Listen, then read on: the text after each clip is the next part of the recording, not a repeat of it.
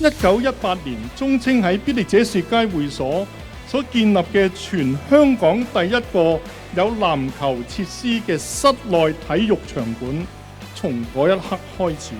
籃球就成為中青同埋青年同行嘅橋樑，透過體育、教育、義工嘅培育、領袖發展同埋多元嘅服務等等，培養青年人正向嘅價值、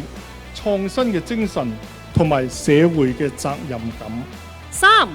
2、1。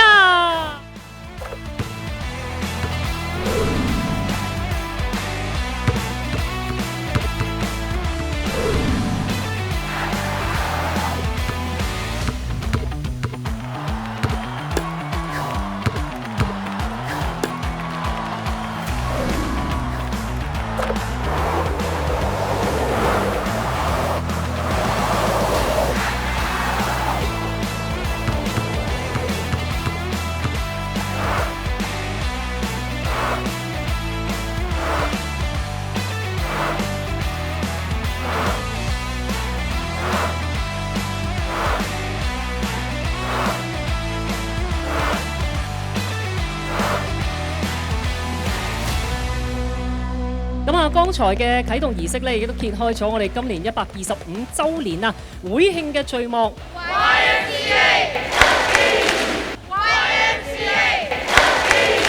YMCA 咧係代表 You Must Come Again。參加我哋中青嘅活動咧，去完一次咧一定會再嚟嘅。未來嘅日子，我好相信中華基督教青年會本住非義役人賴役於人嘅精神，繼續為香港社會以至為我哋國家作出新嘅貢獻。青年會咧一直同政府、企業同市民呢係攜手同行，為青年同埋社區亦都不同嘅需要咧提供適切嘅服務，亦都係咧特區政府嘅重要伙伴。知道12年前係做過佢哋嘅街舞導師㗎喎。係啊，個 program 咧就係青年理想實踐基金去贊助一啲年輕人去實踐佢哋嘅夢想，咁就得到佢哋邀請啦，就去教幾十個年輕人去跳 hip hop。YMCA 125週年生日快樂！除咗有 Stanley 嘅簽名球衣啦、籃球之外呢，我哋仲會有中國籃球名宿鄭海霞、黃立斌嘅簽名籃球，以及咧有香港著名籃球員就係曾湛源同埋馬廣新嘅